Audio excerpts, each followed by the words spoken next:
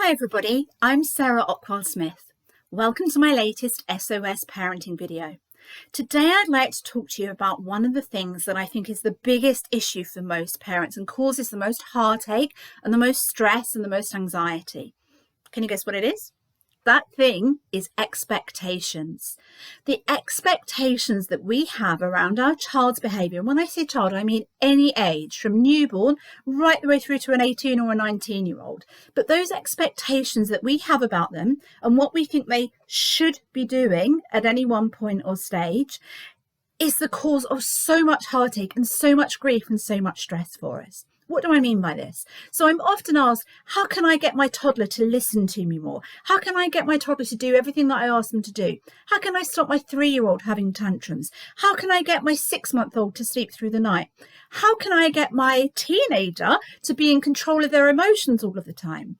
The simple answer to every single one of those questions, and I would say 95% of the questions that I'm asked, is you can't. Simply what you are expecting of your child is completely outside the realms of what they are capable of physically or psychologically. And the problem is when we have these expectations, we're expecting the ability to be up here, but when our child's ability for whatever it is down here, we've got a bit of an issue because you're not going to get your toddler to listen all the time. You're not going to get your 3-year-old to not tantrum. You're not going to get your teenager to regulate their emotions, and you are not going to get your baby to sleep through the night because what you're expecting is developmentally inappropriate.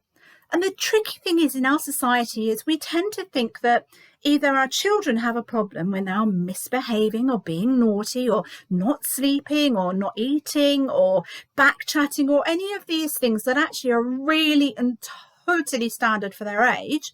We either think that the child has a problem, so they're misbehaving or they're manipulating us or they're being deliberately naughty or whatever it is, or on the other hand, we think we have the problem. So we're not good enough as a parent. Our parenting skills are lacking. Our communication skills aren't enough.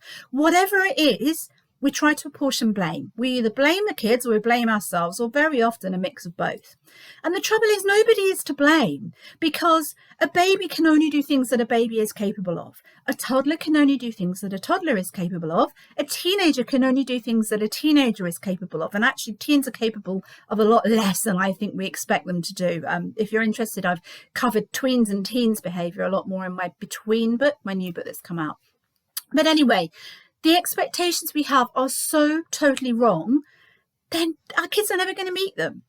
And we are going to apportion blame, or we're going to think that our parenting style has failed or something's gone wrong. And it just creates all this stress and heartache for everybody because it doesn't matter how many times you keep trying to do something, it's not going to happen because the behaviour isn't the problem.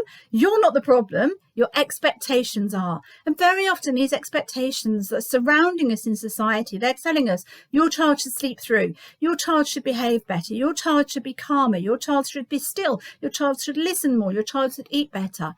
And again, those expectations are wrong. We have such utterly warped expectations of child behaviour and development in our society today.